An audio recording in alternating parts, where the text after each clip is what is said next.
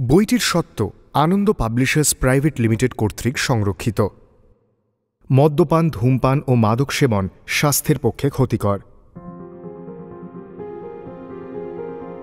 Sunday suspense ক্লাসিক্সে আপনার জন্য শরদিন্দু বন্দ্যোপাধ্যায় রচিত ৩টি বরদা কাহিনী।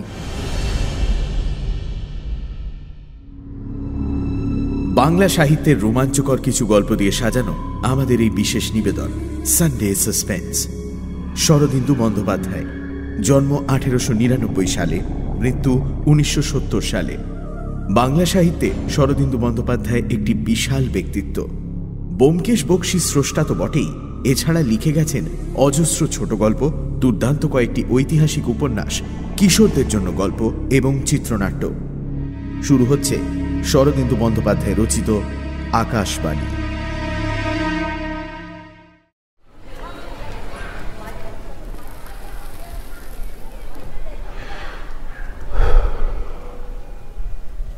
ক্লাবের বারান্দায় আমরা কয়েকজন নীরবে বসে ধূমপান করছিলাম। ফাল্গুন মাসের অপরূপ একটি গোধূলি যেন বাতাসে গোরচনার স্নিগ্ধ শিকড়কণা ছড়াচ্ছিল। এমন সন্ধ্যায় বড়দার মুখেও ভূতের গল্প বন্ধ হয়ে গিয়েছিল। সে গুনগুন করে একটা প্রেমের গান ভাঁজছিল, যৌবন নিকুঞ্জে গাহে পাখি। এমন সময় সুধাংশু এসে দেখা দিল। সুধাংশু আমাদের বন্ধু হলেও এতদিন ক্লাবের সভ্য ছিল না, সম্প্রতি হয়েছে। সম্ভবত বড়দার সঙ্গে ভূতপ্রেত নিয়ে তর্ক করবার মতলব নিয়েই সে ক্লাবে ঢুকেছে। প্রিয়জনী সম্বন্ধে এত বড় নাস্তিক বড় একটা দেখা যায় না। বড়দার সঙ্গে চোখাচোখি হলেই তার মুখ লড়াইয়ে ভেড়ার মতো জুজুৎসু ভাব ধারণ করত। তারপর দুজনের মধ্যে যে তর্ক আরম্ভ হতো তার তুলনা খুঁজতে হলে রামায়ণ মহাভারতের শরণাপন্ন হতেই হয়। কিন্তু আজ লক্ষ্য করলাম সুধাংশুর সে তেজ নেই। মুখখানা কেমন যেন ফ্যাকাশে, মনের মধ্যে সে যেন বড় রকম ধাক্কা খেয়েছে। অমূল্য জিজ্ঞেস করল, হে সুধাংশু, কেন পাংশু বদন তোমার? সুধাংশু উত্তর দিল না। সোজা বড়দার মুখের সামনে গিয়ে দাঁড়াল। একাগ্রভাবে কিছুক্ষণ তার মুখের পানে তাকিয়ে থেকে গাঢ় স্বরে বলল, ভাই বড়দা, পায়ের ধুলো দাও। বলে তার পায়ে হাত ঠেকিয়ে মাথায় স্পর্শ করল। আমরা সকলে হাঁ করে রইলাম। এমন কাণ্ড জীবনে দেখিনি। বড়দাও ভ্যাবাচাকা খেয়ে গেছিল। সুধাংশুর হাত ধরে পাশের চেয়ারে বসাতেই সে বলে উঠল, তোমার কাছে ক্ষমা চাইছি। কালকের ঘটনার পর আর আমার প্রেতজনিতে অবিশ্বাস নেই। অতঃপর কালকের ঘটনা শোনবার জন্য আমরা তাকে ঘিরে বসলাম। কিছুক্ষণ উন্মনাভাবে আকাশের পানে তাকিয়ে থেকে সুধাংশু আরম্ভ করল, মাসখানেক হলো আমাদের পাড়ায় একটি নতুন বাঙালি ভদ্রলোক এসেছেন, প্রিয়তোষবাবু। ওই যে বাড়িখানা আগে মাইনার স্কুল ছিল সেই বাড়ি ভাড়া নিয়ে আছেন। বাড়ির চারধারে পাঁচিল ঘেরা ফাঁকা জমি, হলদে রঙের বাড়িখানা। তোমরা দেখেছো বোধ হয়। প্রথম দিনই প্রিয়তোষবাবুর সঙ্গে আলাপ হয়েছিল। পাড়ায় নতুন বাঙালি এসেছেন, তাই সাদর সম্ভাষণ করবার জন্য নিজেই আগ বাড়িয়ে তার কাছে গিয়েছিলাম আর কি। বছর 45 বয়সের একটু শৌখিন গোছের ভদ্রলোক। প্রথম দিন এসেই মিস্ত্রি ডাকিয়ে বাড়ির মাথার উপর রেডিওর এরিয়েল বসাচ্ছিলেন। আমার সঙ্গে মামুলি 2-4টে কথা হলো। কাজকর্ম কিছু করেন না, পয়সা আছে, আর ওই সন্তান টন্তানও কেউ নেই। বছর 10 আগে স্ত্রী মারা গেছেন। তারপর থেকে খেয়াল মতো এখানে ওখানে ঘুরে বেড়ান। এর আগে বছর 1.5 গয়ায় ছিলেন, সেখানে আর মন টিকল না, তাই চলে এসেছেন। ভদ্রলোক একলা থাকেন, অথচ এত বড় বাড়ি নিয়ে কি করবেন এই ভেবে তখন একটু আশ্চর্য মনে হয়েছিল। কিন্তু প্রথম আলাপেই তো কথা জিজ্ঞেস করা যায় না। তিনি যেসব আসবাবপত্র সঙ্গে এনেছিলেন তাও বেশ দামি আর শৌখিন।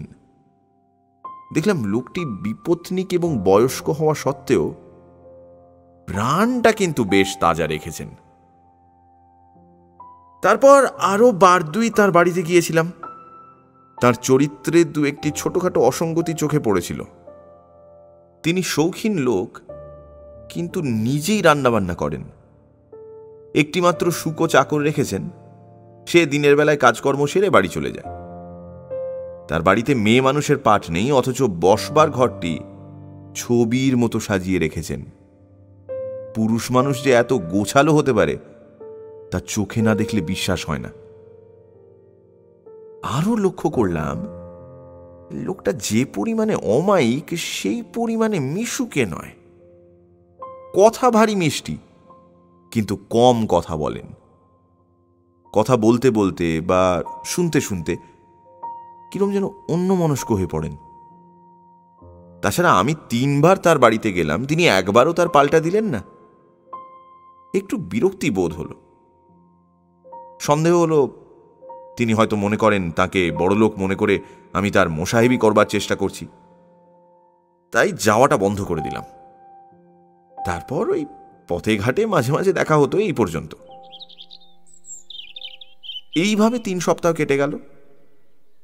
প্রিয়তোষবাবুর সম্বন্ধে মনটা যখন প্রায় নির্লিপ্ত হয়ে এসেছে, এমন সময় তার নামে কয়েকটা কথা কানে এলো। এসব খবর মেয়েদের কানেই আগে পৌঁছয়। ওই আমার স্ত্রী খবরটা দিলেন, প্রিয়তোষবাবু নাকি সুবিধের লোক নন। রাত 10টার পর তার বাড়িতে মেয়ে মানুষের গলার আওয়াজ শোনা যায়, আর পাড়ার কেউ কেউ নাকি তা শুনেছে। এমন কিছু অসম্ভব কথা নয়। মনটা খুঁতখুত করতে লাগলো। প্রিয়তোষবাবুকে যেটুকু দেখেছিলাম তাতে তাকে লম্পট দুশ্চরিত্র বলে মনে হয়নি। তবু কিছুই বলা যায় না। যাদের সারা জীবন ধরে দেখছি তাদেরই চিনতে পারলাম না, আর প্রিয়তোষবাবুর চরিত্র এক নজরে চিনে নেব না, এত অহংকার আমার নেই। তাছাড়া সত্যি হোক আর মিথ্যে হোক, এ বিষয়ে করবার তো কিছু নেই। করবার মধ্যে ওই বৈঠকখানায় বসে মুখরোচক জল্পনা করতে পারি। অন্তত তখন তাই মনে হয়েছিল। কাল সকালবেলা পাড়ার ছোকরা দলের চাই ভূত আমার সঙ্গে দেখা করতে এলো। ভূত ডাকাবুকো ছেলে, মনের মধ্যে মার প্যাঁচ নেই, মেজাজ কড়া। সে এসেই প্রিয়তোষবাবুর কথা তুলল। শুনেছেন বোধ হয়? দেখলাম ভূতর মন এখনো আমাদের মতো ওই যাকে বলে নির্লিপ্ত জল্পনা প্রবণ হয়ে ওঠেনি। একটু ইতস্তত করে স্বীকার করতে হলো, হ্যাঁ কিছু কিছু শুনেছি বই কি। ভূত টেবিলের ওপর কিল মেরে বলল, এরকম লোক পাড়ায় রাখা যেতে পারে না। ছেলেরা বলছে একদিন ধরে দুঘা দেওয়া যাক, তাহলেই পালাবে। ভূত আর তার দল বয়সে আমাদের চেয়ে অনেক ছোট, কিন্তু মনে মনে তাদের বাহুবলকে সম্ভ্রম করি। তবু এই ক্ষীণ আপত্তি করে বললুম, শুধু কানাঘুষোর ওপর এতটা বাড়াবাড়ি করা কি ঠিক হবে? বরং কথাটা সত্যি কিনা ভালোভাবে যাচাই করে যা হয় করা উচিত। ভূত বলল, বেশ, তো আপনি যাচাই করুন। অতঃপর ভূতর সঙ্গে পরামর্শ করে ঠিক হলো রাতে গিয়ে প্রিয়তোষবাবুর বাড়িতে আড়ি পাতা। কাজটা মোটেই রুচিকর মনে হলো না, কিন্তু একটা লোককে উত্তম মধ্যম দেবার আগে তার অপরাধ সম্বন্ধে নিঃসংশয় হওয়া ভালো। রাত 10:30টার পর খাওয়া দাওয়া সেরে রাবার সোল জুতো পায়ে দিয়ে বেরুলুম। স্ত্রীকে বলে গেলুম, ফিরতে হয়তো দেরি হবে, ঘুমিও না, আর দিল্লি থেকে ফিল্মি গান দিচ্ছে রেডিওতে, তাই শোনো।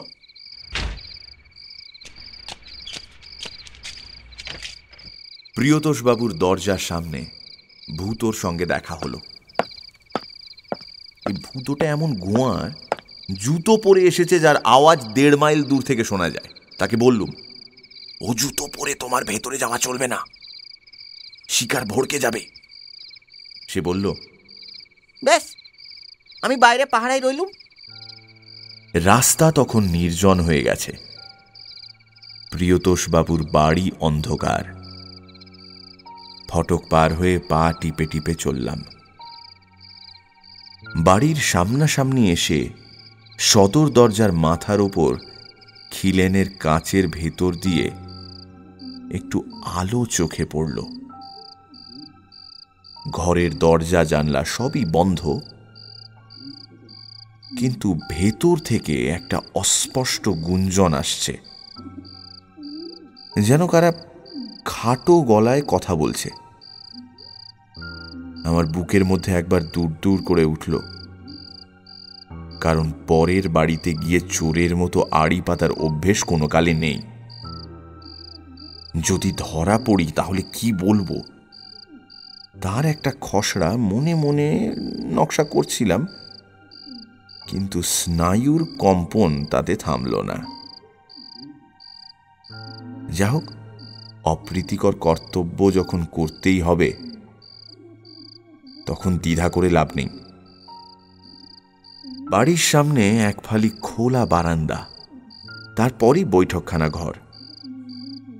যদ্দূর সম্ভব নিঃশব্দে বৈঠকখানার বন্ধ দরজার সামনে গিয়ে দাঁড়ালাম। একটু একটু হাওয়া দিচ্ছিল, ফাগুন রাতের হাওয়া, ঠান্ডা আর মোলায়েম। এমন কিছু বুড়ো হয়নি। মনে হলো এমন রাতে কোনো প্রণয়ীর ঘরে গুপ্তচর বৃত্তি করা একটা অপরাধ, তা হোক না সে অবৈধ প্রণয়। কিন্তু সে যাক, ওটা মনের ক্ষণিক দুর্বলতা মাত্র। ঘরের মধ্যে দুজন লোক কথা বলছে, আর বেশ সহজ গলাতেই কথা বলছে। একজনের গলা চিনতে কষ্ট হলো না, নিঃসন্দেহে প্রিয়তোষ বাবুর গলা। অন্য গলাটি, হ্যাঁ, স্ত্রীলোকেরই বটে। আহা, মিষ্টি ভরা গলা, কিন্তু কিন্তু ঠিক যেন স্বাভাবিক নয়। এসরাজের তারের আওয়াজের মতো তাতে কিরকম যেন একটা ওই ধাতব ঝংকার আছে। কান পেতে শুনতে লাগলাম। গলার আওয়াজ বেশ স্পষ্ট শোনা যাচ্ছে, কিন্তু কথাগুলো ঠিক ধরতে পারছি না। একবার মনে হলো প্রিয়তোষবাবু কবিতা আবৃত্তি করছেন, তারপর কিছুক্ষণ কথাবার্তা অস্পষ্ট হয়ে গেল।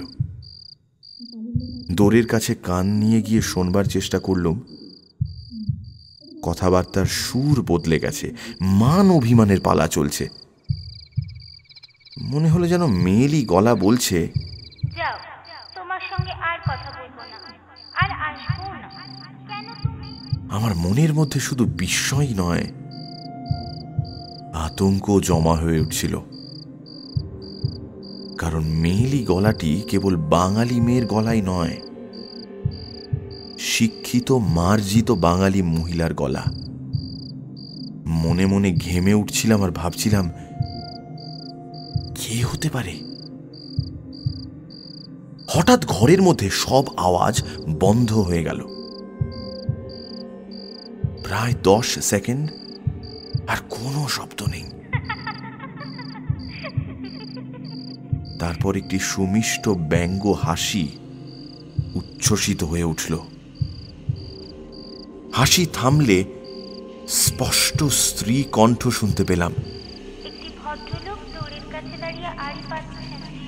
যাও, আদর করে ঘরে এনে বসাও। চমকে উঠলাম, পালাবো কিনা ভাবছি, এমন সময় প্রিয়তোষবাবু দরজা খুলে দাঁড়ালেন। ঘরের মধ্যে আলো ছিল, কম পাওয়ারের একটা নীল বাল্ব জ্বলছিল। দেখলাম প্রিয়তোষবাবুর মুখে বিরক্তি এবং ক্ষোভ মাখানো রয়েছে বটে, কিন্তু অবৈধ প্রণয়ে ধরা পড়া লজ্জা সেখানে লেশমাত্র নেই। উল্টে তিনি বললেন, আসুন। একরকম অসাড় ভাবেই ঘরে ঢুকলাম। ঘরের মধ্যে কিন্তু আর কেউ নেই। মেয়েলি গলার অধিকারিণী কোথায় যেন অদৃশ্য হয়ে গেছে। কেবল ঘরের একপাশে রেডিও সেটের ভেতর থেকে আলো বেরুচ্ছে, যেন প্রিয়তোষবাবু এতক্ষণ বসে রেডিও শুনছিলেন, যন্ত্রটা বন্ধ না করেই দরজা খুলতে এসেছেন। প্রিয়তোষবাবু যদি আমার সঙ্গে রূঢ় আচরণ করতেন তাহলে আমিও একটু জোর পেতুম, কিন্তু এতই ভদ্রভাবে আমাকে রেডিওর কাছে নিয়ে গিয়ে বসালেন যে আমার মুখে আর কথা জোগালো না। তিনি নিজের মুখের ওপর দিয়ে একবার হাত চালিয়ে ধীরভাবে প্রশ্ন করলেন, কিছু দরকার আছে কি? আমি উত্তর দেবার আগেই সেই ব্যঙ্গ হাসি আমার কানের কাছে আবার ঝংকার দিয়ে উঠল। আমি ধড়মড় করে উঠে দাঁড়িয়ে দেখি আওয়াজটা আসছে রেডিওর ভেতর থেকে।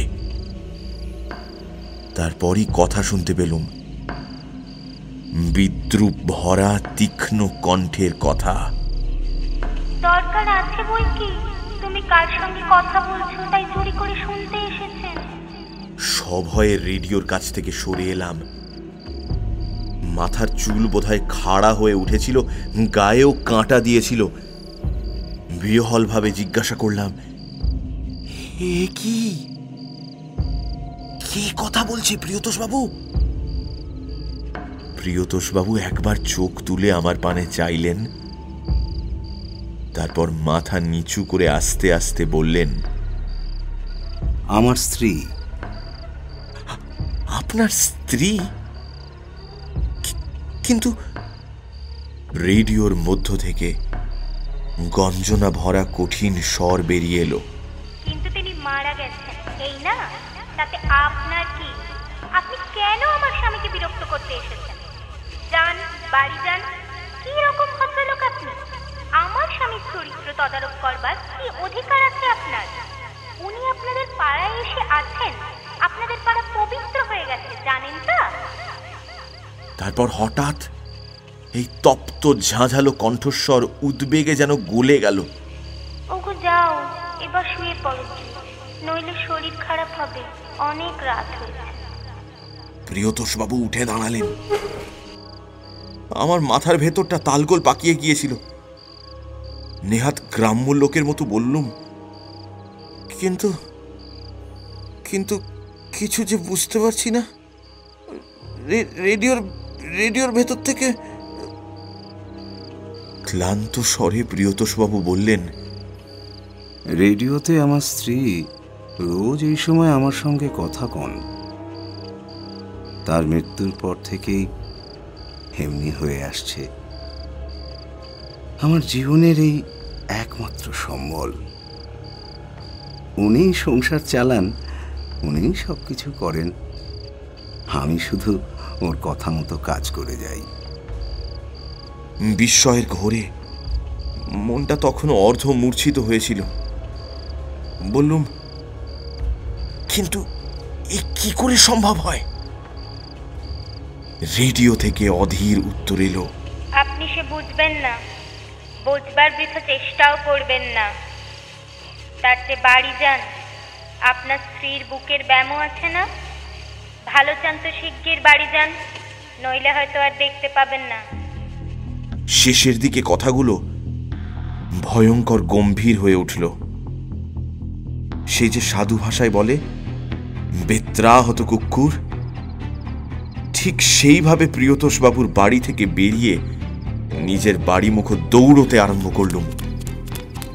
পথে ভূত বোধহয় সঙ্গ নিয়েছিল, কিন্তু সেটা জাগ্রত চেতনার কথা নয়, আবছায়া একটা অনুভূতি মাত্র। বাড়ি পৌঁছে দেখি বসবার ঘরে রেডিওটা খোলা রয়েছে, কিন্তু তার ভেতর থেকে কোনো আওয়াজ বেরোচ্ছে না। আর মেঝের ওপর মাদুর পেতে স্ত্রী পড়ে আছেন, তার দু চোখ বন্ধ, আর একটা হাত এমন এমন অস্বাভাবিকভাবে ছড়ানো রয়েছে যে মনে হয়, মনের অবস্থা বুঝতেই পারছো, প্রায় তার ঘাড়ের ওপর আছড়ে পড়লুম। তিনি ধড়মড় করে উঠে বসে বললেন, হ্যাঁ এলে? আমার একটু তন্দ্রা এসে গিয়েছিল।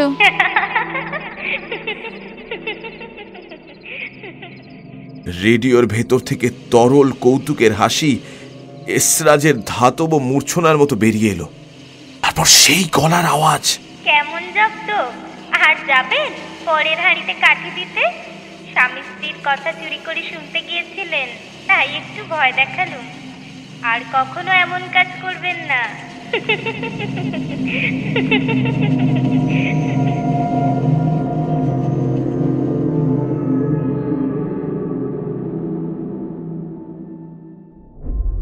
শুনছিলেন আকাশবাণী।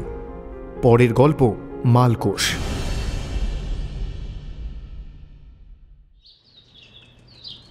বড়দা বলল, ওস্তাদ কাফি খাঁর সেতার শুনেছ? ক্লাবের পাঠাগারে আমরা কয়েকজন চুপচাপ বসে সাময়িক পত্রিকার পাতা উল্টাচ্ছিলাম।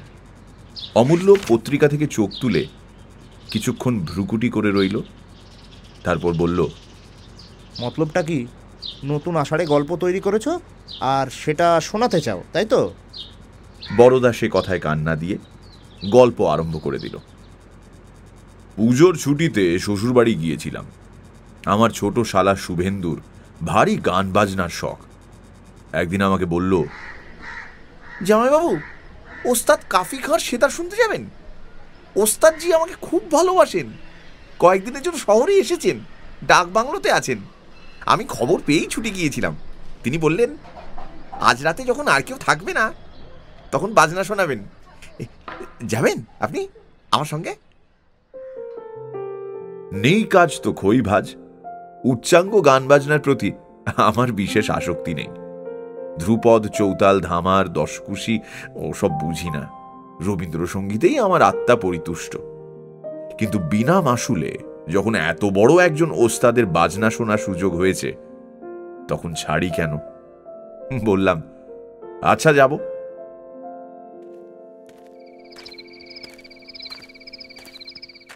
রাত আন্দাজ 9টার সময় খাওয়া দাওয়া সেরে ডাক বাংলোতে উপস্থিত হলাম।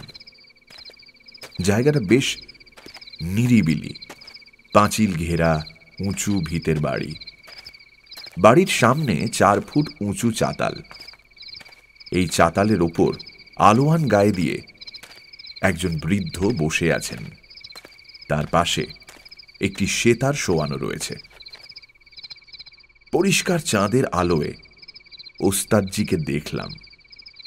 লম্বা একহারা চেহারা, মাথায় পাকা বাবরি চুল, চিবুকে ত্রিকোণ দাড়ি। বয়স অনুমান করা শক্ত, তবে ওই 70-এর কাছাকাছি। শ্যালক ভূমিষ্ঠ হয়ে প্রণাম করল। ওস্তাদজি স্নিগ্ধ স্বরে বললেন, এসো বাবা। তা সঙ্গে ওটি কে? শালা পরিচয় করিয়ে দিল। আমিও হেঁট হয়ে প্রণাম করলাম। ওস্তাদজিকে দেখে তিনি হিন্দু না মুসলমান এ কথা মনে আসে না। মনে হয় তিনি একটি প্রশান্ত চিত্ত সাধক। সাধকের তো জাত নেই। শালা জিজ্ঞেস করল, আজকেও আসেনি? ওস্তাদজি একটু ম্লান হেসে বললেন, এসেছিল কয়েকজন রাইস লোক। আধ ঘন্টা বাজনা শুনে বাহবা দিতে দিতে চলে গেল। কেউ কিচ্ছু বোঝে না। গুণীজনের পক্ষে অরসিকেষু রসস্য নিবেদনম কতখানি পীড়াদায়ক তা জানি বলেই নিজের কথা ভেবে মনে মনে একটু ভয় পেলাম। ওস্তাদজি যাতে আমার অজ্ঞতা ধরতে না পারেন সে বিষয়ে সতর্ক থাকা দরকার। ওস্তাদজি সেতারের উপর হাত রেখে আমার শালাকে বললেন, কি শুনতে চাও বলো? শালা হাত জোড় করে বলল, অনেকদিন আপনার মালকোষ শুনিনি। ওস্তাদজি আস্তে আস্তে সেতারটি কোলে তুলে নিলেন। আঙুলে মেরচাপ পরে তারের ওপর মৃদু স্পর্শ করলেন। তারগুলি রনরন করে উঠল। তারপর তিনি সেতারের কানে মোচড় দিয়ে তারগুলি বেঁধে নিতে নিতে বললেন, এখন হেমন্তকাল, রাত 2য় প্রহরও আরম্ভ হয়ে গেছে। মালকোষ বাজাবার উপযুক্ত সময় বটে। চারিদিকে জ্যোৎস্না ঝিমঝিম করছে। দূর থেকে শহরের যেটুকু শব্দ আসছে তাও যেন দূরত্বের দ্বারা মোলায়েম হয়ে আসছে। ওস্তাদজি যন্ত্র বেঁধে নিয়ে বললেন, মালকোষ বাজাচ্ছি। একটা কথা একটু বলে রাখি, ওই যদি কিছু দেখতে পাও ভয় পেও না। ওস্তাদজি নিতান্ত সহজভাবেই কথাটা বললেন, কিন্তু আমি সচকিত হয়ে উঠলাম। ওস্তাদজি আমার দিকে চেয়ে বললেন, মালকোষ যদি শুদ্ধভাবে বাজানো যায় তাহলে জিন আসে। ওরা মালকোষ রাগ শুনতে বড় ভালোবাসে। জিন আরব দেশের দৈত্য বিশেষ। আমি ভূত প্রেত নিয়ে অনেক নাড়াচাড়া করেছি, কিন্তু জিন জাতীয় জীবের সঙ্গে কখনো মোলাকাত হয়নি। ওরা আরব্য রজনীর কাল্পনিক প্রাণী, এই ধারণাই ছিল। এখন মালকোষ শোনবার জন্য তারা আসতে পারে, এই কথাটা ভেবে মনটা বেশ উৎসুক হয়ে উঠল।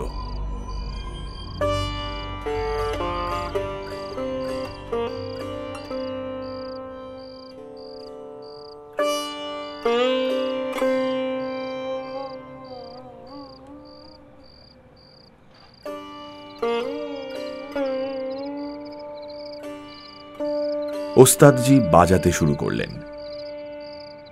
লক্ষ্য করলাম তার হাতের আঙুলগুলো লোহার তারের মতো বাঁকা বাঁকা, কঠিন, কিন্তু সেতারের তারের ওপর তাদের স্পর্শ কি নরম, যেন ফুলের বাগানে মৌমাছি গুঞ্জন করে বেড়াচ্ছে। তিনি প্রথমে খুব ঠায়ে বাজাতে শুরু করলেন।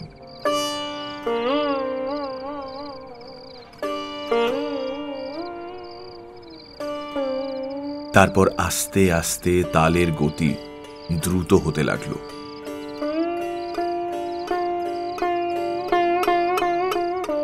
আমি উচ্চ সঙ্গীতের সমজদার নই, কিন্তু শুনতে শুনতে বিভোর হয়ে গেলাম।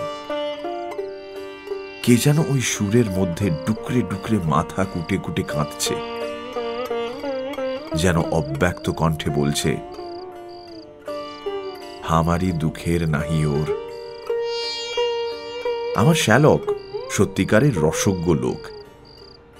সে মাথা নাড়ছে না, উরুতে তাল ঠুকছে না, ঘাড় নিচু করে স্থির হয়ে বসে আছে। আমিও একটা নিবিড় অনুভূতির মধ্যে ডুবে গেছি।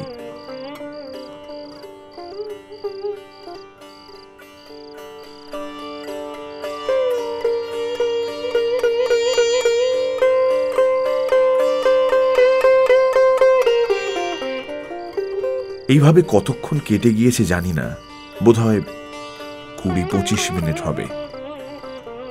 একসময় অনুভব করলাম নাকে একটা গন্ধ আসছে। স্থান কাল বিবেচনায় গন্ধটা স্বাভাবিক নয়। শুকনো তামাক পাতার কড়া গন্ধ। এতক্ষণ প্রায় চোখ বন্ধ করে বাজনা শুনছিলাম। এখন চোখ আরেকটু খুলে এদিক ওদিক তাকালাম। কই, তামাক পাতা তো কোথাও নেই। ওস্তাদজি ঘাড় গুঁজে বাজিয়ে চলেছেন। শ্যালক চুপচাপ নিষ্কম্প হয়ে বসে রয়েছে। অন্য মানুষও কেউ আসেনি। তবে হঠাৎ নজর পড়ল চাতালের নিচে মাটির ওপর। বুকটা একবার গুড়গুড় করে উঠল। আমি বসেছিলাম 4 ফুট উঁচু চাতালের কিনারা ঘেঁষে। নিচে নজর পড়তেই বুঝলাম গন্ধটা কোথা থেকে আসছে। ঠিক চাতালের নিচেই একটা প্রকাণ্ড মানুষ উপুড় হয়ে শুয়ে আছে। চাঁদের আলোয় তার চেহারা পরিষ্কার দেখতে পাচ্ছি। নিকশের মতো কালো গায়ের রং, 8 হাত লম্বা তাগড়া শরীর, সারা গায়ে লোহার শলার মতো রোঁয়া খাড়া হয়ে রয়েছে। 2 হাত দিয়ে মাথাটা বেড়ে নিয়ে দৈত্য পড়ে আছে। ভূত প্রেত দেখে ভয় পাওয়ার দিন আমার নেই, কিন্তু সাষ্টাঙ্গ প্রণামরত বিরাট দৈত্যটাকে দেখে বুকের রক্ত হিম হয়ে আসতে লাগলো। তারপর ঘাড় বেঁকিয়ে দেখি আমার ঠিক পেছনে আরেকটা দৈত্য লম্বা হয়ে শুয়ে মালকোষ শুনছে। আরেকটু হলেই হাউমাউ করে উঠছিলাম আর কি। অতি কষ্টে সামলে নিলাম। তারপর চোখ বুজে বসে রইলাম। চোখ খুলে তাকাবার সাহস নেই। হয়তো দেখবো আরো অনেকগুলি 8 হাত লম্বা জিন ভূমিষ্ঠ হয়ে মালকোষ শুনছে।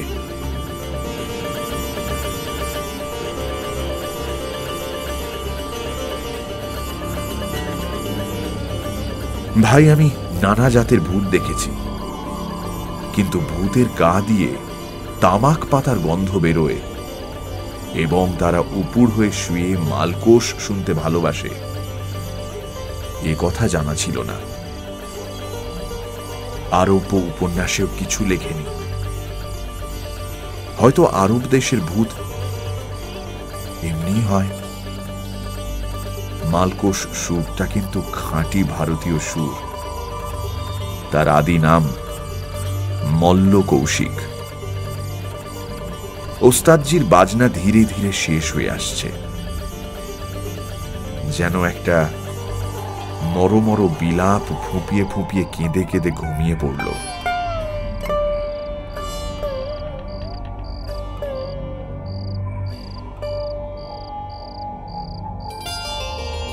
ওস্তাদজি কিছুক্ষণ সেইভাবে বসে রইলেন। তারপর আস্তে আস্তে সেতার নামিয়ে রাখলেন। আমি চোখ বুজে বসে বসে অনুভব করলাম তামাক পাতার গন্ধটা মিলিয়ে যাচ্ছে। ভয়ে ভয়ে এদিক ওদিক তাকালাম, কিন্তু কাউকে দেখতে পেলাম না। জিনেরা চলে গেছে।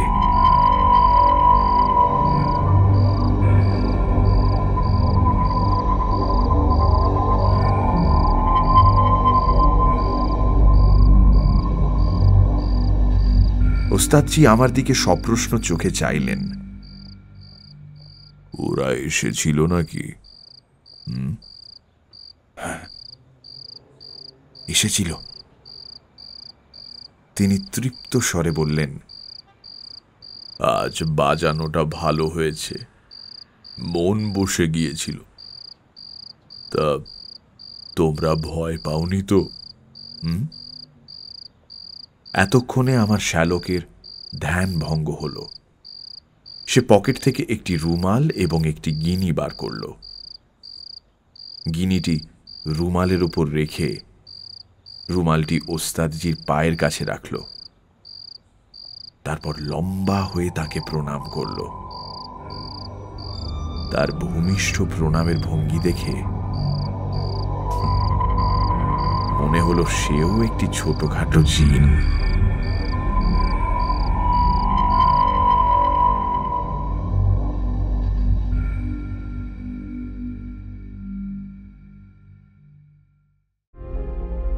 শুনছিলেন মালকোষ।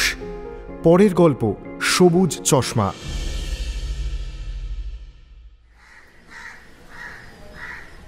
বড়দা বলল, আমিও একদিন তোমাদের মতো নাস্তিক ছিলুম। আমরা সকলে উৎসুকভাবে নিরুত্তর রইলাম, কেননা এরকম ভূমিকার আসল উদ্দেশ্য কি তা তো আমাদের জানা। শুধুমাত্র অমূল্য মুখ ভেঙে কিরম করে যেন একটা হাসল। বড়দা টেবিলের ওপর থেকে পা নামিয়ে বলল, কিন্তু একবার এমন একটা ব্যাপার ঘটল যে তারপর প্রেতজনিতে অবিশ্বাস করা একেবারে অসম্ভব। অনেক দিন আগেকার কথা, প্রায় 10 বছর হলো। সেরকম ভয়ঙ্কর অভিজ্ঞতা জীবনে কখনো হয়নি। রেলে কাটা পড়তে পড়তে বেঁচে গিয়েছিলুম। অমূল্য কপাল চাপড়ে বলল, দূর, আমাদের ভাগ্যই মন্দ, কাকে দোষ দেব? পাছে আবার ঝগড়া বেঁধে যায়। তাই পৃথ্বী তাড়াতাড়ি বলল, কাউকে দোষ দিতে হবে না, বড়দা তুমি আরম্ভ করে দাও। বড়দা শত্রু মিত্র সকলকে সমান অগ্রাহ্য করে অবিচলিতভাবে একটা চুরুট ধরালো। তারপর আরম্ভ করল, কিউল জংশনের মতন এমন লক্ষ্মী ছাড়া স্টেশন বোধ হয় পৃথিবীতে আর নেই। লুপ লাইন থেকে যেদিকেই যেতে চাও, কিউলে অন্তত 3টি ঘন্টা বিশ্রাম করতে হবে। সেবার বিএ পরীক্ষা দিয়ে মামার বাড়ি বেড়াতে যাচ্ছিলাম এলাহাবাদে। সন্ধ্যের সময় মুঙ্গের থেকে বেরিয়ে রাত 8টা নাগাদ কিউল পৌঁছানো গেল। সেখানে পশ্চিমে ট্রেন আসবে রাত 11টায়, সুতরাং অফুরন্ত সময়। আমার সঙ্গে কেবল একটা স্যুটকেস ছিল, সেটা কুলির জিম্মা করে দিয়ে লম্বা কাঁকড় ঢাকা প্ল্যাটফর্মের ওপর পায়চারি করতে লাগলুম। ক্রমে ট্রেন বেরিয়ে গিয়ে স্টেশনটা একেবারে খালি হয়ে গেল। ঘন্টা 3 মধ্যে আর গাড়ি নেই। কিন্তু একলা শূন্য প্ল্যাটফর্মে কাহা তক পাইচারি করা যায়? ঘন্টাখানেক ঘুরে বেড়াবার পর দেখলুম কেউ কোথাও নেই। স্টেশন স্টাফও বোধ করি এই ফাঁকে একটু ঘুমিয়ে নিচ্ছে। গ্যাসের বড় বড় ল্যাম্পগুলো জনহীন প্ল্যাটফর্মে শুধু শুধু আলো ছড়াচ্ছে। আমিও এদিক ওদিক চেয়ে ফার্স্ট ক্লাস ওয়েটিং রুমে ঢুকে পড়লুম। ভাবলুম নিরিবিলি একটু ঘুমিয়ে নেওয়া যাক। হ্যাঁ, টিকিট ইন্টার ক্লাসেরই ছিল। ওয়েটিং রুমের মাঝখানে একটা বড় গোছের গোল টেবিল, তার উপর কেরোসিনের ল্যাম্প ঘোলাটে ভাবে জ্বলছে। টেবিলের চারপাশে 10-12খানা চেয়ার, আরামকে তারাও আছে। একটি চেয়ারে বসে একজন ভদ্রলোক ঝিমোচ্ছিলেন। একটা চামড়ার হ্যান্ডব্যাগ তার সামনে টেবিলের উপর রাখা ছিল। আমি ঢুকতেই তিনি চমকে উঠে তাড়াতাড়ি ব্যাগটা নিজের কাছে টেনে নিলেন। আর কেউ যে ওয়েটিং রুমে আছে তা আমি প্রত্যাশা করিনি। যাই হোক, অনধিকার প্রবেশের সংকোচ দমন করে একটা চেয়ার টেনে বসলুম। ভদ্রলোক মিটমিট করে আমার দিকে তাকাতে লাগলেন। বয়স্ক লোক, মুখে দাঁড়িয়ে আছে, ওস্তাগরের তৈরি ঝলঝলে কোট প্যান্টালুন পরা, কিন্তু তবু বাঙালি বলে সন্দেহ হলো। একটু ইতস্তত করে জিজ্ঞেস করলাম, মশায়ের কোন দিকে যাওয়া হচ্ছে? ভদ্রলোক ব্যাগটি তুলে নিজের কোলের ওপর রাখলেন। এমন সন্দেহের চোখে আমার দিকে চাইলেন যেন তার ওই ব্যাগটি চুরি করবার জন্যই আমি ওখানে ঢুকেছি। তারপর সতর্কভাবে বললেন, আমি বিলেত যাচ্ছি। কিছুক্ষণ অবাক হয়ে চেয়ে থেকে বললুম, হ্যাঁ? তিনি আবার বললেন, বিলেত যাচ্ছি। আর আপনি? লজ্জিতভাবে বললুম, আমি এই কাছেই এলাহাবাদ যাচ্ছি। এলাহাবাদ? এলাহাবাদে কি করেন? কিছু করি না, মামার বাড়ি বেড়াতে যাচ্ছি। আপনি কি কখনো সেখানে ছিলেন? তার সতর্ক সাবধান ভাব অনেকটা কেটে গেল। তিনি একটা দীর্ঘশ্বাস ফেলে বললেন, সেখানে আমি লিটন কলেজে ফিজিক্সের প্রফেসর ছিলুম। আমার নাম বিরাজমোহন সেন। বিরাজমোহন সেন নামটা খুব পরিচিত। আমার মামাদের মুখে তার অনেক গল্প শুনেছি। মামারা তার কাছে পড়েছিলেন। বিরাজবাবু একজন নামজাদা প্রফেসর ছিলেন, কিন্তু হঠাৎ মাথা খারাপ হয়ে যাওয়ায় তাকে অধ্যাপনার কাজ থেকে অবসর নিতে হয়। আমি সচকিত হয়ে উঠলুম। তারপর খুব ভালো করে তাকে পর্যবেক্ষণ করলুম, কিন্তু তার চেহারায় মাথা খারাপের কোনো লক্ষণই দেখতে পেলাম না।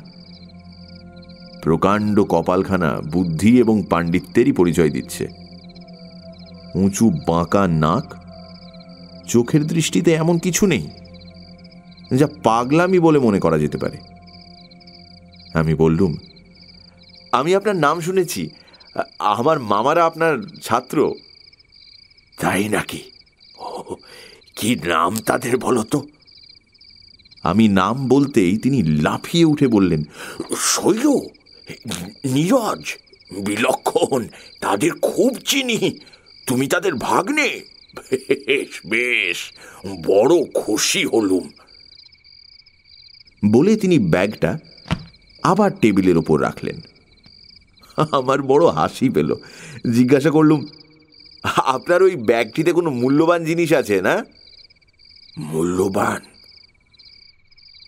হ্যাঁ, তা বলতে পারো। এমন মূল্যবান জিনিস পৃথিবীতে আর নেই। আমি আশ্চর্য হয়ে জিজ্ঞাসা করলুম, কি জিনিস? তিনি আস্তে আস্তে বললেন, একটা চশমা। বিলেতে নিয়ে যাচ্ছি স্যার অলিভার লজকে দেখাবো বলে। আরো আশ্চর্য হয়ে গেলুম। বললুম, চশমা স্যার অলিভার লজকে দেখাবেন? কিসের চশমা? তিনি উত্তর দিতে গিয়ে থেমে গেলেন, মাথা নিচু করে বসে রইলেন।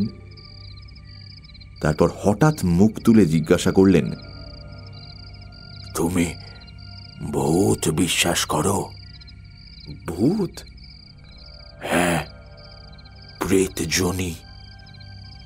মনে হলো মাথা খারাপের কথাটা হয়তো নেহাত মিথ্যে নয়, নইলে আপাত দৃষ্টিতে এমন একজন বিজ্ঞ লোক আবল তাবল কথা কয় কেন?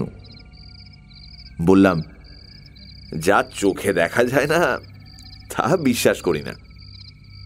তিনি একটু হাসলেন। যা চোখে দেখা যায় না তাই যদি অবিশ্বাস করো, তাহলে তো পৃথিবীর অধিকাংশ জিনিসই অবিশ্বাস করতে হয়।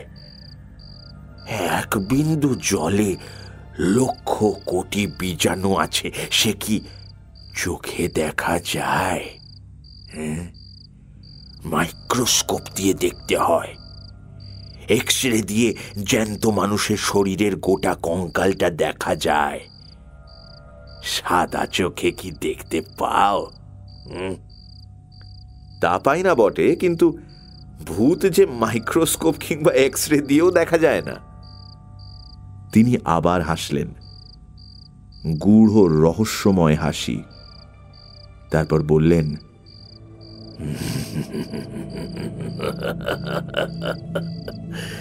তা বটে, কিন্তু সাদা চোখেও যে অনেকে দেখেছে। আমি বললুম, তারা হয় ভ্রান্ত নয় ঠগ। তিনি গম্ভীর হয়ে বললেন, পৃথিবীতে সকলকে ভ্রান্ত কিংবা ঠগের পর্যায়ে ফেলা যায় না। খাঁটি লোকও আছে। শিশির ঘোষ জোচ্চোর ছিলেন না, নির্বোধও ছিলেন না, কিন্তু তোমার এখন বয়স কম। নাস্তিকতায় তোমার বয়সের ধর্ম। আমিও তোমার মতোই অবিশ্বাসী ছিলুম।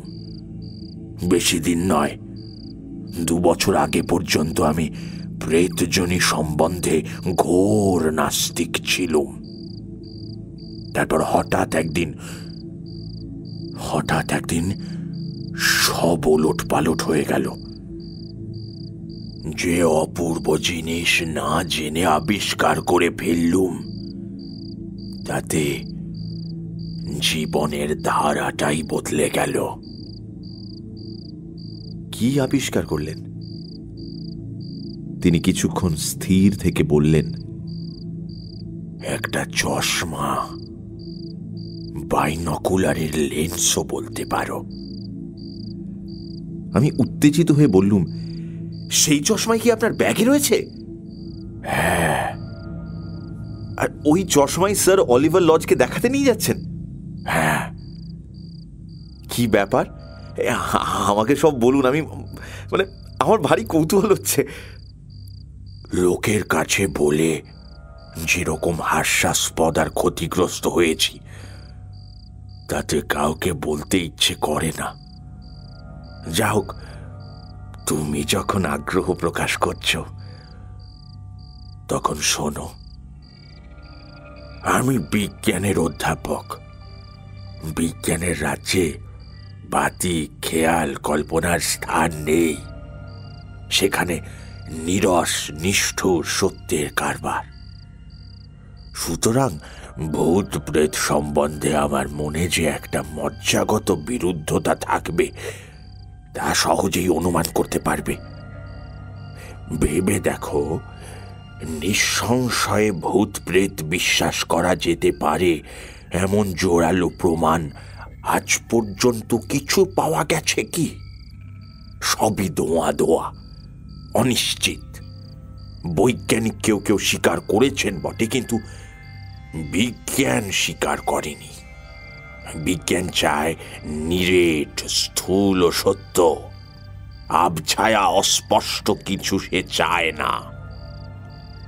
তাই শিক্ষার গুণে আমিও চিরদিন ভূত প্রেতকে ঠাট্টাই করে এসেছি। Conan Doyle, sir Oliver Lodge এদের ভ্রান্ত খেয়ালি মনে করেছি। কখনো ভাবিনি যে আমি একদিন অন্যকে বিশ্বাস করাবার জন্যে ছুটোছুটি করে বেড়াবো আর তারা আমাকে পাগল মনে করে আমার কথা হেসে উড়িয়ে দেবে। এইটাই বোধহয় আমার জীবনের সবচেয়ে নিষ্ঠুর পরিহাস। বছর 2 আগে কলেজের ল্যাবরেটরিতে আমি দূরবীনের লেন্স নিয়ে এক্সপেরিমেন্ট করছিলাম। একটা বড় সবুজ রঙের ক্রিস্টাল একদিন কুড়িয়ে পেয়েছিলাম। সেইটে, কিন্তু তুমি বোধহয় আর্টস স্টুডেন্ট, সব কথা বুঝবে না। মোটামুটি বলে রাখি, একটা অদ্ভুত ফিকে সবুজ রঙের ক্রিস্টাল হাতে এসে পড়েছিল। তাই থেকে নিজের হাতে কতগুলো লেন্স তৈরি করেছিলাম। যন্ত্রের সাহায্য না নিয়ে হাতে করে ঘষে ঘষে লেন্স তৈরি করা সহজ কথা নয়, বিস্তর সময় লাগে। তাছাড়া সব সময় নির্ভুল হয় না, বাঁকা চোরা থেকে যায়। কিন্তু আমার খেয়াল হয়েছিল, তাই নিজের হাতেই তৈরি করছিল। একদিন দুপুর বেলা, তখনও লেন্স সম্পূর্ণ তৈরি হয়নি। কেমন হচ্ছে দেখবার জন্য আমি সেগুলোকে ফ্রেমের উপর বসিয়ে চোখে পড়লুম। চশমার দোকানে চোখ পরীক্ষা করবার সময় যেরকম ফ্রেম চোখে পরিয়ে দিয়ে তাতে বিভিন্ন শক্তির কাঁচ বসিয়ে বসিয়ে পরখ করে, দেখেছ বোধহয়। আমি ঘাড় নাড়লুম। বিরাজবাবু বলতে লাগলেন, দুপুর বেলা ল্যাবরেটরিতে কেউ ছিল না। আমি দৌড় বন্ধ করে একা কাজ করছিলাম। কিন্তু চশমা চোখে দিয়ে মুখ তুলেই দেখলুম একজন লোক ঠিক আমার সামনের চেয়ারে বসে এক দৃষ্টি আমার পানে তাকিয়ে রয়েছে। লোকটা সাহেব, টকটকে গোলাপি রং, মুখে ছুচলো দাড়ি, তার অদ্ভুত বেশভূষা। মধ্যযুগে ইউরোপীয়রা যেরকম মখমলের জরিদার পোশাক পরত সেই রকম। আমি ভ্যাবাচাকা খেয়ে তাড়াতাড়ি চশমা খুলে ফেললুম। দেখলুম কেউ কোথাও নেই, চেয়ার খালি। খানিকক্ষণ কিছুই বুঝতে পারলুম না। চশমা পরে দেখলুম লোকটা বন্ধ দরজার ভিতর দিয়ে চলে গেল। বিরাজবাবু চুপ করলেন। আমি রুদ্ধশ্বাসে প্রশ্ন করলুম, তারপর?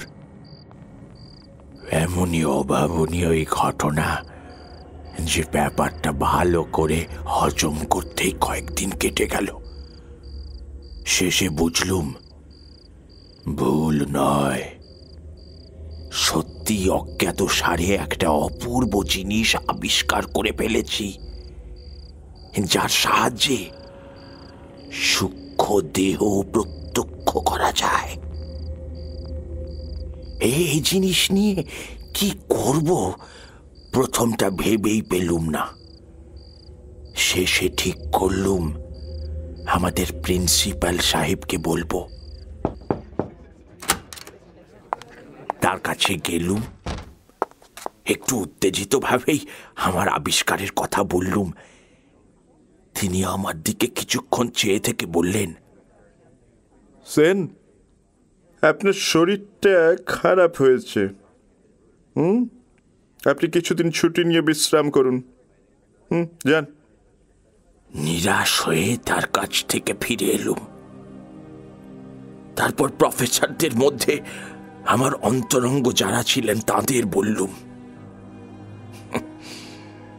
তারাও আমাকে ছুটি নিয়ে বিশ্রাম করবার উপদেশ দিলেন। আশ্চর্য আমাদের দেশের লোকের মনোভাব। কেউ একবার জিনিসটা দেখতে চাইলেন না, একবার বললেন না, দেখি আপনার কথা সত্যি কি মিথ্যে। মরিয়া হয়ে আমি ইউনিভার্সিটির ভাইস চ্যান্সেলরকে এক দরখাস্ত করলুম। তাকে সব কথা জানিয়ে লিখলুম যে তিনি যদি ইচ্ছে করেন আমি সর্বসমক্ষে ডেমনস্ট্রেট করে দেখাতে রাজি আছি। সপ্তাহখানেক পরে আমার চিঠির জবাব এলো। ইতিমধ্যে বোধহয় আমার পাগলামির কানাঘুষো চারিদিকে ছড়িয়ে পড়েছিল। ভাইস চ্যান্সেলর সাহেব বিনীতভাবে আমাকে জানিয়েছেন যে আমি যদি কাজ থেকে অবসর গ্রহণ করবার দরখাস্ত করি তাহলে তৎক্ষণাৎ আমার দরখাস্ত মঞ্জুর হবে। রাগের মাথায় কাজ ছেড়ে দিলুম। তারপর সারা ভারতবর্ষে যত বিজ্ঞ সুধী আছেন সকলের দৌড়ে দৌড়ে চশমা নিয়ে ঘুরে বেরিয়েছি। এমন সব লোকের কাছে গিয়েছি যাদের পৃথিবী জোড়া নাম, কিন্তু সকলের কাছে এক উত্তর পেয়েছি। কেউ হেসেছেন, কেউ তাড়িয়ে দিয়েছেন, কেউ বলেছেন সময় নেই। কিন্তু আমার কথাটা সত্যি কি মিথ্যে তা যাচাই করে দেখবার কৌতূহল কারুর হলো না। যখন দেখলুম এদেশে এই মহামূল্য আবিষ্কারের মর্ম কেউ বুঝবে না, তখন স্থির করলুম বিলেত যাব। সেখানে অন্তত একজন লোক আছেন যিনি প্রকৃত তত্ত্বান্বেষী, যিনি আমার কথা না শুনে আমাকে ফিরিয়ে দেবেন না। ইতিমধ্যে এক অদ্ভুত ব্যাপার ঘটতে আরম্ভ করেছিল। বললে বিশ্বাস করবে না, চশমার ওপর নানা রকম অলৌকিক উৎপাত হতে শুরু করেছিল। প্রেত লোকের জবনিকা মানুষের চোখ থেকে সরে যায়। এটা বোধহয় তাদের অভিপ্রেত নয়। তাই রোজ রোজ চশমাটার উপর নতুন নতুন দুর্ঘটনা ঘটতে লাগলো। কখনো অকারণে হাত থেকে পড়ে যায়, কখনো ট্রেনে ব্যাগ শুদ্ধ হারিয়ে যায়, কখনো চোরে চুরি করতে আসলে এই ধরনের ব্যাপার। যখনই চশমা চোখে দিই দেখি ওরা আমাকে ভয় দেখাচ্ছে, চশমাটা ভেঙে ফেলবার ইঙ্গিত করছে। একবার একটা অদৃশ্য হাত আমার চুল ধরে এমন নাড়া দিলে যে চশমাটা চোখ থেকে ছিটকে মেঝেই পড়ল। ভাগ্যে কার্পেট ছিল, নইলে সেই দিনই ওটা যেত। যাই হোক, অনেক কষ্টে অনেক যত্নে এখনো পর্যন্ত তাকে অটুট রেখেছি। আমি জানি না শেষ পর্যন্ত স্যার অলিভার লজের কাছে নিয়ে যেতে পারবো কিনা। এ হচ্ছে যাকে বলে একটা ফ্রিক। এর অবিকল নকল কখনো তৈরি হবে না। ভদ্রলোকের অত্যাশ্চর্য কথাগুলো আমার বদ্ধমূল অবিশ্বাসের গোড়ায় যেন প্রবল নাড়া দিয়ে গেল। আমি কিছুক্ষণ চুপ করে থেকে জিজ্ঞাসা করলুম, আচ্ছা, এই চশমা যে কেউ চোখে দিলেই ভূত দেখতে পাবে? হ্যাঁ, নিশ্চয়ই পাবে, যদিও সে পরীক্ষা করবার সুযোগ আজ পর্যন্ত পাইনি। আমি নিজে যতবার পড়েছি ততবারই দেখেছি। আমি আর কৌতূহল দমন করতে না পেরে বললুম, তাহলে আমাকে একবার দেখাতে পারেন? নিশ্চয়ই পারি। তিনি সানন্দে ব্যাগটা নিজের দিকে টেনে নিয়ে বললেন, দেখাবার জন্য আমি ছটফট করে বেড়াচ্ছি, কিন্তু আমার দুর্ভাগ্য কেউ দেখছে না। ব্যাগ খুলে তিনি সযত্নে একটি তুলোয় মোড়া চামড়ার কেস বার করলেন। তারপর অতি সন্তর্পণে কেসটি খুললেন। কেসের মধ্যে একটি মজবুত গোছের চশমা। ঠিক চশমা নয়, আজকাল একরকম বাইনকুলার চশমা বেরিয়েছে, অনেকটা সেই রকম দেখতে।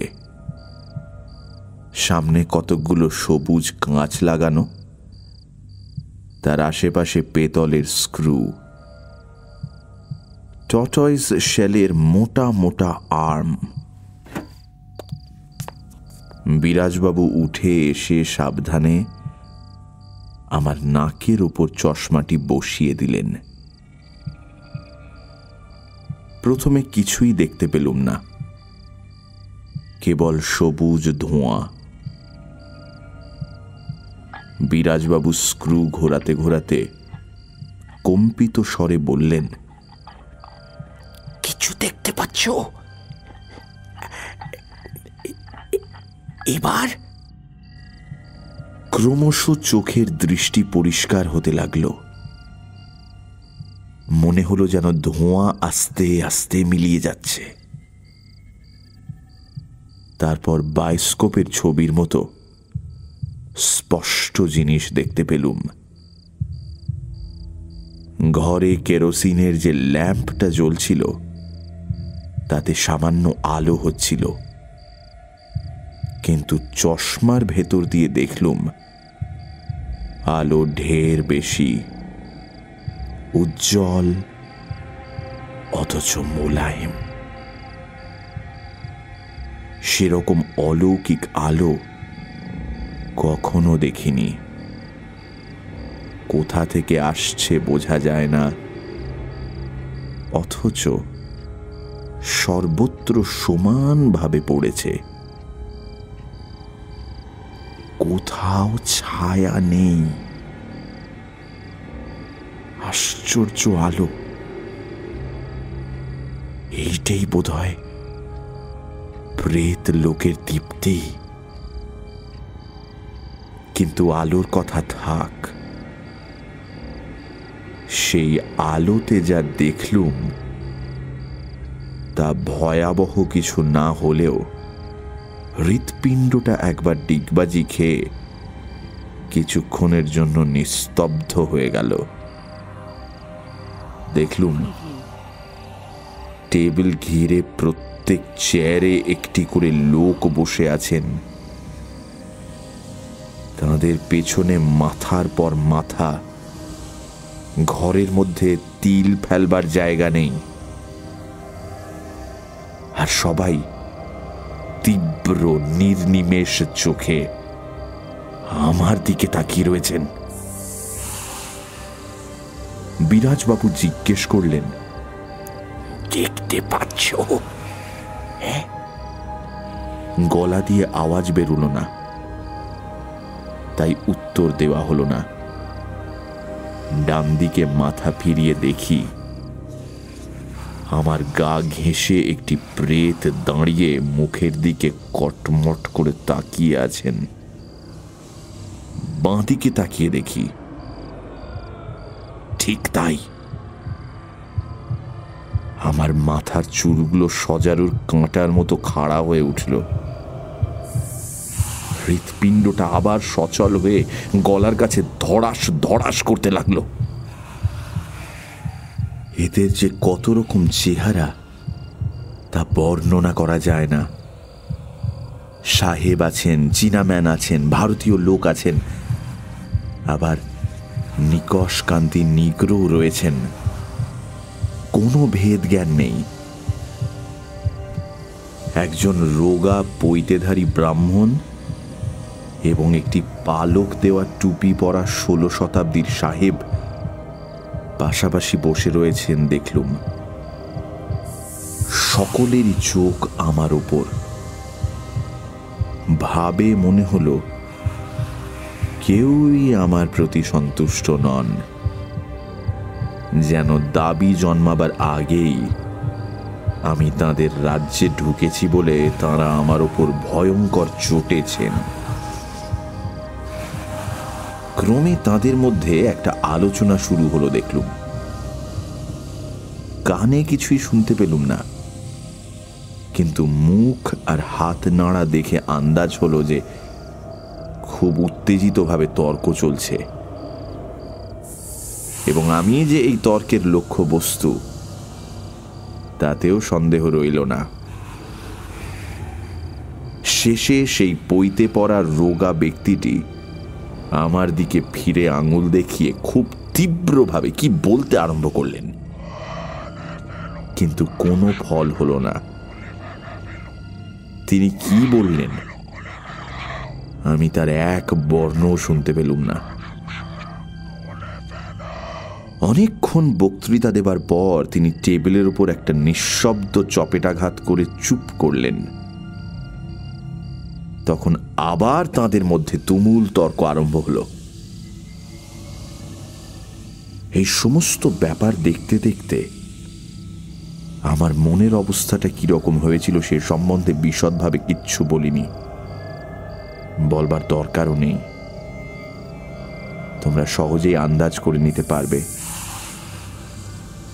চশমার ভিতর দিয়েই যে এই ভূতের রাজ্য দেখতে পাচ্ছি, চশমা খুলে ফেললে আর দেখতে পাবো না,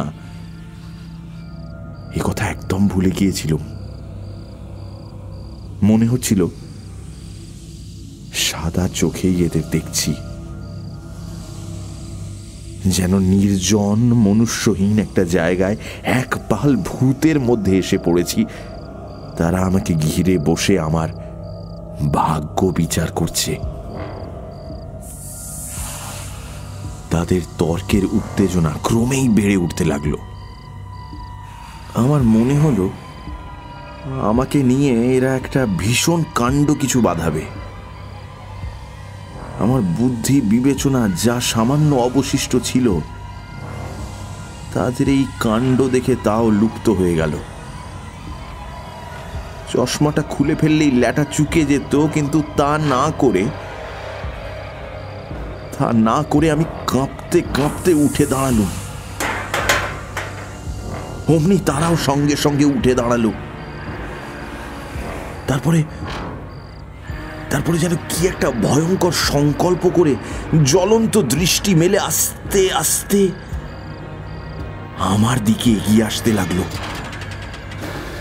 আমি আর চুপ করে থাকতে পারলুম না। বিকট চিৎকার করে চেয়ার উল্টে ফেলে দরজা দিকে দৌড় মারলুম।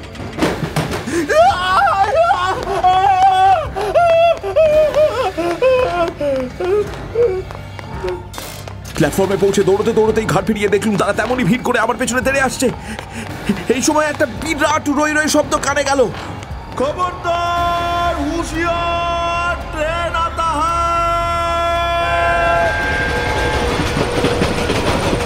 সঙ্গে সঙ্গে চলন্ত ট্রেনের ফোঁস ফোঁস হড় হড় শব্দ। ঠিক প্ল্যাটফর্মে কিনারায় পৌঁছে আমি হ্যাঁচকা মেরে নিজেকে সামলে নিলুম। গরম ইঞ্জিনটা শো শো শব্দ করে আমার প্রায় নাকের সামনে দিয়ে বেরিয়ে গেল।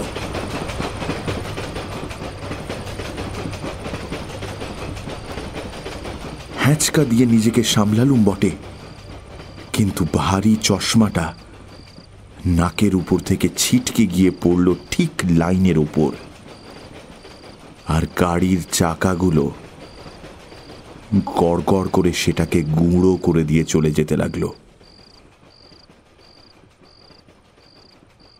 আমার হাতে পায়ে আর জোর ছিল না। অবশভাবে আমি প্ল্যাটফর্মের কাঁকড়ের ওপরেই শুয়ে পড়লুম। চেতনা লুপ্ত হয়ে আসছিল। মাথার মধ্যে ঝিমঝিম করছিল। তারই মধ্যে ক্ষীণভাবে শুনতে লাগলুম মন্দীভূত ট্রেনের চাকার আর লোহা লক্করের শব্দ। মনে হলো যেন এতক্ষণে সে প্রেতগুলো সবাক হয়ে আমাকে ঘিরে বিচিত্র স্বরে মহা আনন্দের হাসি হাসছে।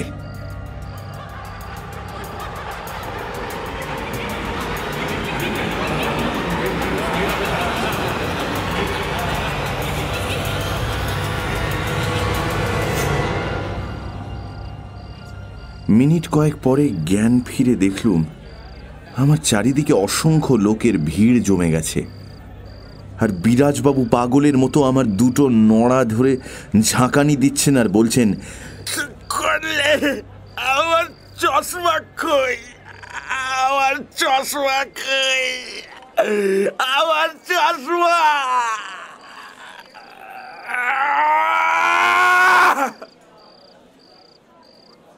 মূর্ছা যাওয়াটাই বুদ্ধিমানের কাজ ভেবে আমি আবার মূর্ছিত হয়ে শুয়ে পড়লুম।